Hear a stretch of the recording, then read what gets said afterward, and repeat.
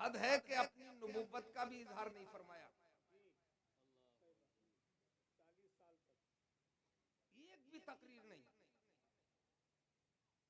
न किसी मजमे में, न किसी गली में, न किसी मोहल्ले में। मगर जानते हो, उस 40 साल के अरसे में किसी से अगर ये सवाल कर दिया जाता कि मोहम्मद के बारे में बताओ, सब एक जबान होके बोलते कि मोहम्मद की तो कोई मिसाल ही नहीं है, उनका तो कोई जवाब नहीं है। इसका मतलब तकरीर जरूरी नहीं है, अपना अच्छा किरदार होना जरूरी है।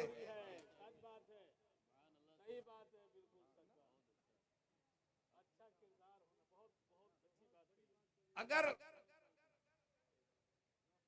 आप मुकर्रिर बहुत टॉप के हो और आपका किरदार अच्छा नहीं है तो आपकी तकरीर का असर अवाम पर नहीं होगा।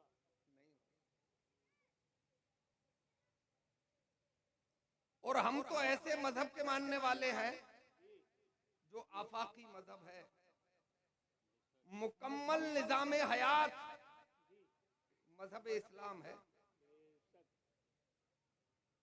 दुनिया का एक भी सब्जेक्ट ऐसा नहीं है जो इस्लाम में ना हो या अल्लाह के कलाम कुरान में ना हो। आप जानते हो आपकी शुरुआत कैसे हुई? अपने सरकार ने पहला मदरसा, इस्लाम का पहला मदरसा, एक पहाड़ की चोटी थी, उस पहाड़ का नाम है फारान। फारान की चोटी पर खड़े होकर सरकार ने मुख्तसर तकरीर फरमाई अपने ही कबीले वालों में, अपने ही खानदान के लोगों में। इरशाद फरमाया, अल्लाह ने हमें इंसान बनाया और अक्ल सलीम अता फरमाई, हमें कुव्वत मुद्रिका अता फरमाई, सोचने की ताकत अता फरमाई। जरा सोचो, तुम जो अपने हाथ से अपने माबूद तराश रहे हो और जब चाहते हो इन्हें बिगाड़ देते हो। जो बन जाए वो खुदा कैसे हो सकता है? जो बन जाए वो खुदा कैसे हो सकता है? खुदा तो वो है जो हमेशा से है और हमेशा रहेगा।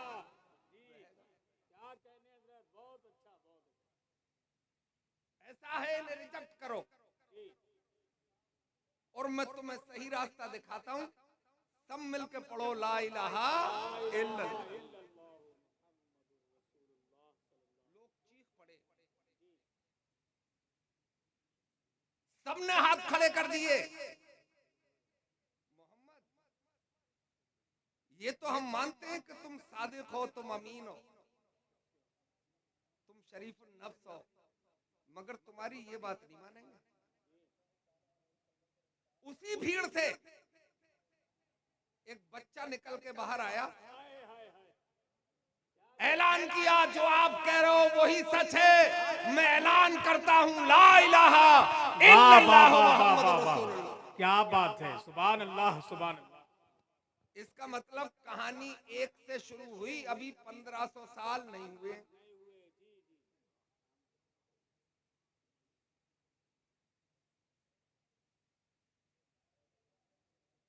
571 ईस्वी में सरकार इस दुनिया में तशरीफ लाए, 40 साल निकाल दो,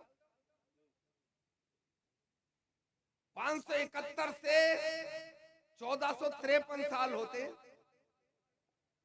40 साल निकालो, 1413 साल पहले इस्लाम की तबलीग, पहली तबलीग। साथ देने वाला एक, उसी दिन से ऐलान हुआ, इन्हें घेर लो, मिटा दो, मार दो। मिटा सके? जो दिन आता था कोई न कोई कलमा पढ़ने वाला मुस्तफा जाने रहमत का गुलाम हो। सुभान अल्लाह, सुभान अल्लाह। इसका मतलब इस्लाम की शुरुआत अच्छे हालात में नहीं हुई। आज जो रोना है ना कि हालात अच्छे नहीं है, हम क्या करें? हुकूमत उनकी है, फोर्स उनकी है, तादाद उनकी ज्यादा है, यही तो रोना है? तादाद तो तब भी उनकी ज्यादा थी, हालात परागंदा थे, मगर जो दामने मुस्तफा में आ जाता था क्या साथ छोड़ जाता था? अरे कोड़े बरसाए जाते थे, अल्लाह अल्लाह, आग के अंगारों पे लिटाया जाता था, नेज़े और भालों से गोदा जाता था, चर्बी पिघलने लगती थी, मगर एक भी दामन मुस्तफा छोड़कर नहीं गया। हमने तो तुम्हारी ही तारीख में, तुम्हारे ही इतिहास में ये पढ़ा है कि वो जालिम कोड़ों की बारिश तेज करते चले जाते थे और मुस्तफा के दीवाने अल्लाह के नारे बुलंद करते चले। नारे तकबीर, नारे रिसालत, मोहब्बते मुस्तफा, पैगामे मजहबे इस्लाम, मसलके आला हजरत। वाह वाह। ऐसे कहो तो थोड़ा आपका मन लगे कि बुलबुल से बहरहाल नशे मन न छुटेगा, बरके तपा के खौफ से गुलशन न छुटेगा, माहौल अगर अपने मुवाफिक भी नहीं है सरकार मगर आपका दामन न छूटेगा। क्या कहने, वाह वाह।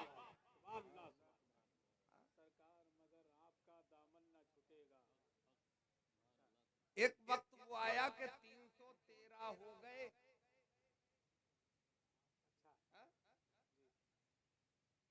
313 हालात अच्छे नहीं है, 313 हो गए और 313 को मिटाने के लिए 1000 का लश्कर गया।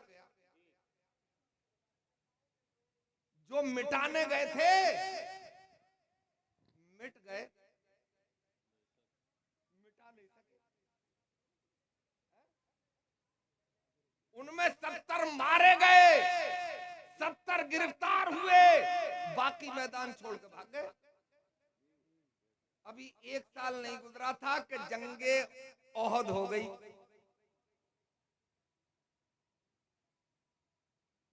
वहां 313 थे, 1 साल के अंदर 750 हो गए। अभी 1 साल और नहीं गुजरा था कि जंगे खंदक हो गई। वहां 750 थे, 1200 हो गए। मुझे मुख्तसर गुफ्तगू करना है, नतीजा ये बताऊं मैं आपको। अभी 10 साल का अरसा नहीं गुजरा था कि हज्जतुल वदा के मौके पर एक से बढ़ के 1,40,000 कलमा पढ़ने वाले दीवाने सरकार के इर्द गिर्द घूम रहे थे। ये है मजहब इस्लाम। बेशक बेशक, सुभान अल्लाह, सुभान, बहुत अच्छा। और याद रखना ये कॉलेजों वाला मजहब इस्लाम नहीं था। कॉलेजों वाला होता तो दम तोड़ देता। ये मदरसों वाला इस्लाम था। रख दे बेटा। ये कुरान की तिलावत करने वालों का इस्लाम था।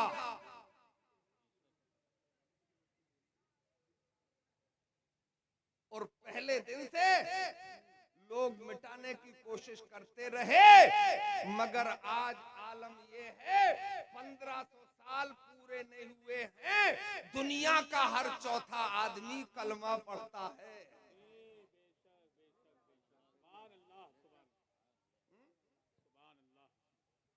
इसका मतलब मिटा नहीं पाएंगे,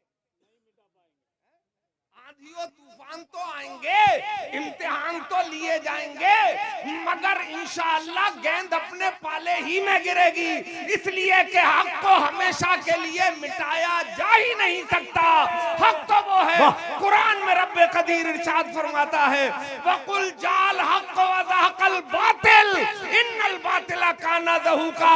जब हक आया तो मैदान छोड़ के बातिल को भागना ही पड़ा। बेशक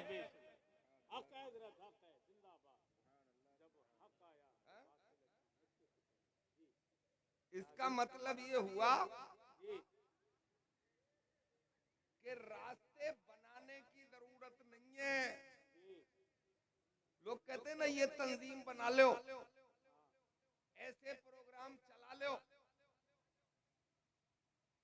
अच्छी बात है, चलाओ, प्रोग्राम बनाओ, तंजीमें अंजुमने बनाओ, कमेटियां तश्कील दो। अगर दिल में खुलूस नहीं है तो कामयाबी नहीं मिलेगी, और अगर खुलूस है तो एक भी कमेटी बनाने की जरूरत नहीं है।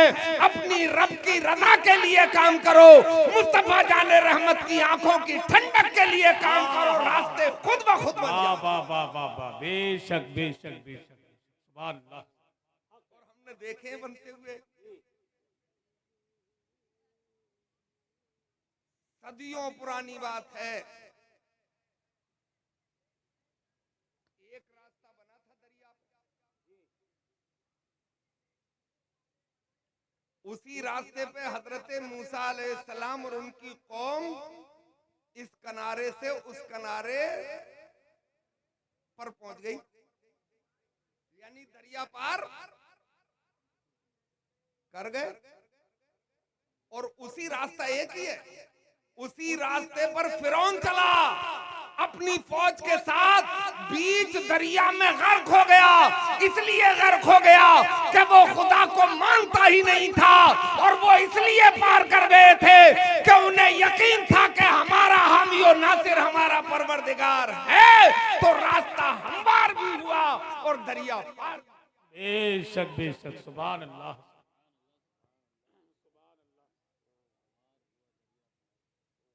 इसीलिए मैं अर्ज करता हूं कि कॉलेज भी जरूरी है, मगर उनसे पहले मदारिस जरूरी हैं।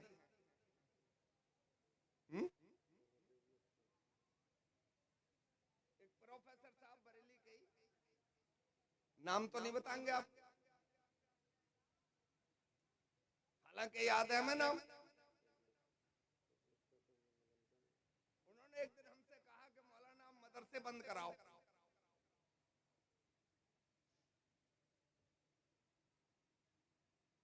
मैंने कहा वजह?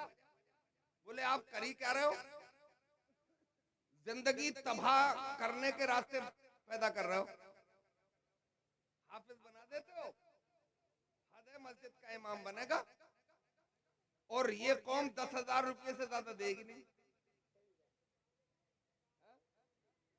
मौलवी बन जाएगा, मदरसे में पढ़ाएगा तो 12 से 15,000 मिल जाएंगे, और इस महंगाई के दौर में इनसे काम चलेगा नहीं। तो मैंने उन प्रोफेसर साहब से कहा कि प्रोफेसर साहब क्या मरना नहीं है? तो बोले ये भी कोई सवाल हुआ, न चाह के भी तो मरेंगे। तो मैंने कहा सुबह को किसी मशहूर अखबार में आपका इश्तिहार निकलवा दूं कि फला प्रोफेसर साहब का जब देहांत हो तो न इन्हें नहलाया जाए, न इन्हें कफनाया जाए, न इन्हें दफनाया जाए, बल्कि इन्हें 20 क्विंटल सूखी लकड़ियों के बीच में डाल के सुहा कर दिया जाए। अब पूरे गुस्से में आ गए वो, अब निकाली आंखें, अब आए जलाल में और बोले मौलाना बहुत रोटी लग गई है तुम्हें। हम भी कह सकते थे कि रोटी तो तुम्हें लग गई है, मगर नहीं, हमने कहा कि आपसे यही बातें तो कहलवाना थी। आपके अंदर की शय को बाहर निकलवाना था। मैंने कहा प्रोफेसर साहब, जब मदरसे बंद ही कराना है और नमाजे जनाजा भी पढ़वाना है, कफनाना भी है और तुम्हें नहलाना भी है, तो मुझे बताओ तुम्हें नमाजे जनाजा याद है? बोले यार मुझे तो याद नहीं। तो मैंने कहा किसी प्रोफेसर को बुलाओ और उन्हें वसीयत करो कि मेरी नमाजे जनाजा तुम्हें पढ़ाना है। तो बोले जब मुझे याद नहीं है तो उसे याद क्या होगी? मैंने कहा पहली गेंद पर ही मिडल स्टंप उड़ गया, पहली गेंद पर ही बोल्ड हो गए। चाहते हो कि नमाजे जनाजा भी हो, तुम्हें दफनाया भी जाए और कॉलेज में ये तरीका सिखाया नहीं जाता है। ऐसा मत कहो कि मदरसे बंद करो, बल्कि ये कहो कि इनकी तालीम को और आला करो, इनको और तरक्की दो, इन्हें और कामयाब करो, इसलिए कि पैदा होने से लेकर मरने तक की जरूरत मदरसा। हाय हाय हाय, नारे तकबीर, नारे रिसालत, पैगामे मजहब इस्लाम, तालीमे मुस्तफा, इश्क मोहब्बत, इश्क मोहब्बत। बच्चा पैदा होता है घर में,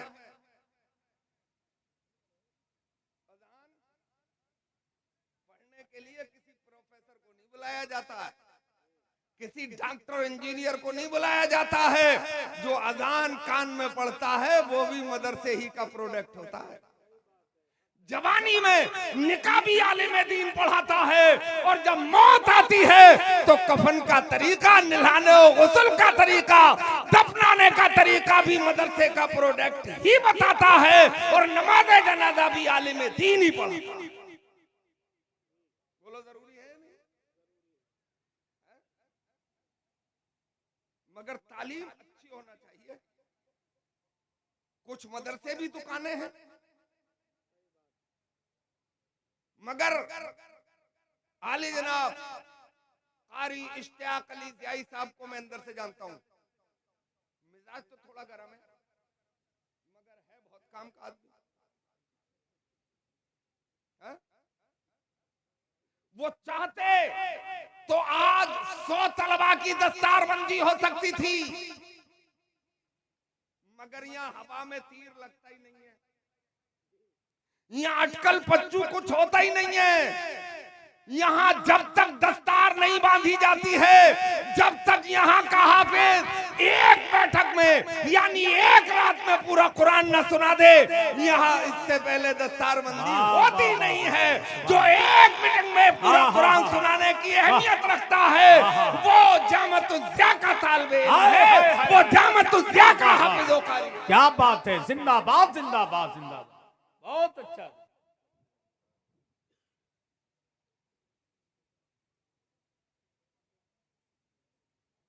तो काम असल में मदरसों से ही होता है। एक खास बात बताऊंगा आपको, आप बहुत लोग ऐसे होंगे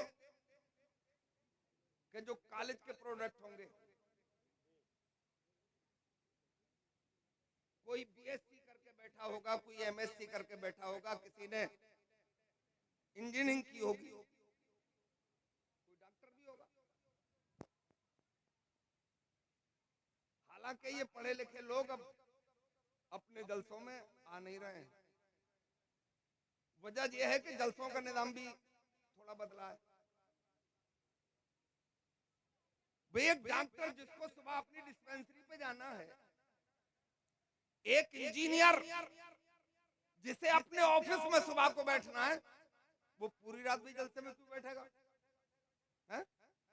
और मैं तो आवाम को भी सुबह को मजदूरी पे जाना है, अपनी दुकान खोलना है, अपने कारोबार को देखना है, वो पूरी रात जलसे में नहीं बैठेगा। मैं चाहता ये हूं कि अपने दीनी जलसे भी हों, मगर उनका आखिर 12 बजे हो जाना चाहिए। इसी में आफियत भी है। 12 बजे सो जाएगा तो ये उम्मीद है कि सुबह को फजर में उठ जाएगा। तो मैं एक खास बात कह के अपनी बात खत्म कर रहा हूं। बात समझ में आ रही है? मैं तो उर्दू की सुर्दू करके बोलना जानता हूं, हिंदी की चुंदी भी कर लेता हूं। आप चाहोगे तो इंग्लिश भी की जा सकती है। देखो, कॉलेजों और यूनिवर्सिटियों की तारीख बहुत पुरानी नहीं है। 400 साल पहले इस दुनिया में एक भी यूनिवर्सिटी नहीं थी। जब यूनिवर्सिटी नहीं थी तो भाई इंजीनियर भी नहीं होगा, डिग्री वाला इंजीनियर, कोई आर्किटेक्ट भी नहीं होगा।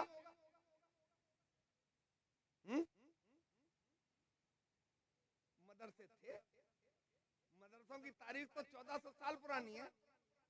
वो अलग बात है कि खूबसूरत इमारत नहीं थी। मदीने में एक चबूतरा था, उसी वो चबूतरा अब भी है सरकार के रोजे के करीब, जाइएगा देखिएगा, मन बहुत लगता है।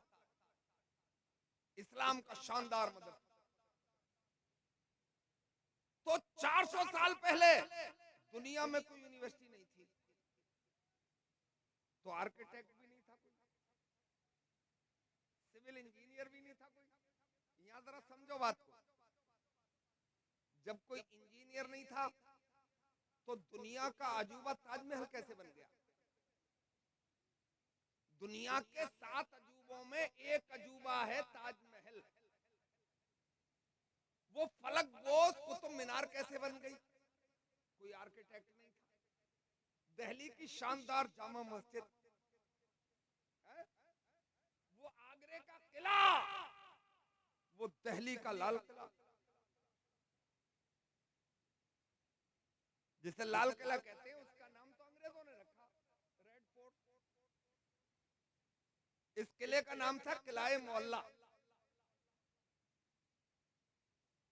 तो यहां से मैं ये बात कहना चाह रहा हूं, जब कोई इंजीनियर और डॉक्टर नहीं था तो पूरी दुनिया को मानना पड़ेगा कि दुनिया का अजूबा ताजमहल भी कुरान पढ़ने वालों ने बनाया। सब मिलके बताओ, वो दिल्ली की जामा मस्जिद भी कुरान पढ़ने वालों ने बनाई है, दिल्ली का लाल किला भी कुरान पढ़ने वालों ने ही बनाया है, वो फलक पोस कुतुब मीनार भी कुरान पढ़ने वालों ने बनाई है। इसका मतलब दुनिया का सबसे बड़ा आर्किटेक्ट अगर कोई होता है तो वो कुरान पढ़ने वाला ही होता है।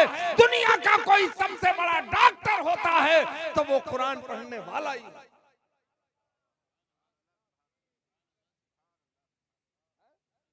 मगर हजरात, यहाँ एक खास बात और है। कुरान की तिलावत सलीके से, जो उसका हक है। अभी कारी साहब ने तिलावत की, गुस्से में थे तो आवाज में घनघरज नहीं थी, कुछ आवाज गुस्सा पी गया। ये कानपुर से तशरीफ लाए सिर्फ कुरान की तिलावत के लिए, मोबाइल चला रहे हैं, ले रख दिया है ना। एक कुरान पढ़ना और एक कुरान समझना, दो बातें हैं। सवाब कुरान पढ़ने में भी मिलता है, यानी नेकियां पॉइंट होती रहती हैं। हदीस शरीफ में है कि कुरान का एक हरफ तहज्जी पढ़ो 10 नेकियां मिलती हैं। हरफ तहज्जी ये हरफ तहज्जी कहलाते हैं, हिज्जा जिनसे हिज्जे किए जाते हैं, है ना। तो एक हर्फ पढ़ने में कितनी 10 नेकियां। आपने पढ़ा अलिफ लाम मीम, 90 नेकियां आपके आमाल नामे में दर्ज हो गई, है ना। मगर हजरात, कुरान सिर्फ पढ़ने ही के लिए नहीं है, सिर्फ नेकी ही बटोरने के लिए नहीं है। पढ़ा, जुज़दान में लपेटा और आपने ऊंचे मचान पे रख दिया, है ना। सिर्फ इसलिए कुछ लोगों ने समझा के कुरान पढ़ो और तावीज बनाना शुरू करो और अपनी कोठियां बनाओ। तो कुरान न सिर्फ तिलावत के लिए है और न सिर्फ ताबीजों के लिए और दुआ फूक के लिए। भाई बाद में दे दिया, थोड़ी मेहरबानी होगी आप, मैं थोड़ा संस्कृत का मौका दे दूं। अच्छा, ये मौलवियों की टोली भी आसानी से नहीं मानती है। असल में आप लोगों के बिगड़ने की वजह भी हम ही है। इनसे कितना ही कह लो, आसानी से नहीं मानेंगे और डांट के कह दो तो लड़ेंगे। बड़ी तबाही है। तो मैं समझा रहा हूं बात को, जरा मन लगाओ थोड़ा सा। एक कुरान की तिलावत, मकसद नेकियां बटोरना, नेकियां हासिल करना।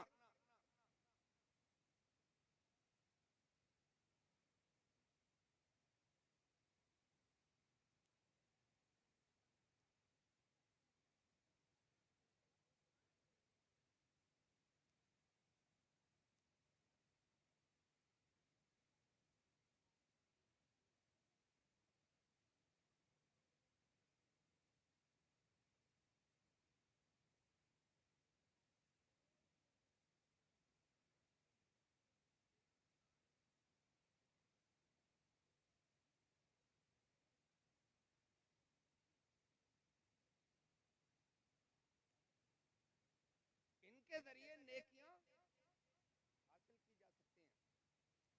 तो नेकियां कहां कहां मांगी? आखिरत में। भाई नेकियों के कूपन तो आखिरत के लिए है। इस दुनिया में पिट-पुट के, जलील होके कोई भी आंखें दिखा जाए, कोई भी घुटने टेकने पे मजबूर कर जाए, ये कुरान जिनके पास है, जिनके पास अल्लाह का कलाम है, जिनके पास अल्लाह का महबूब है, वो कौम दुनिया के सामने घुटने कैसे टेक सकती?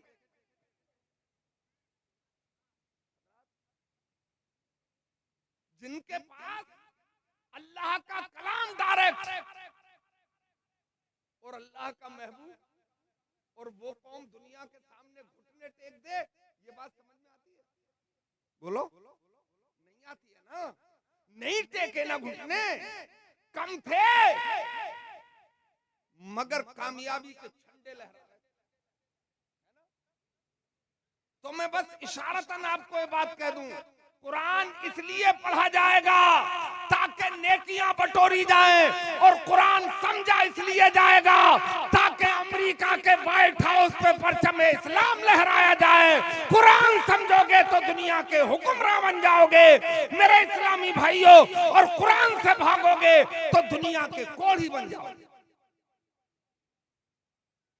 कुरान समझो भी।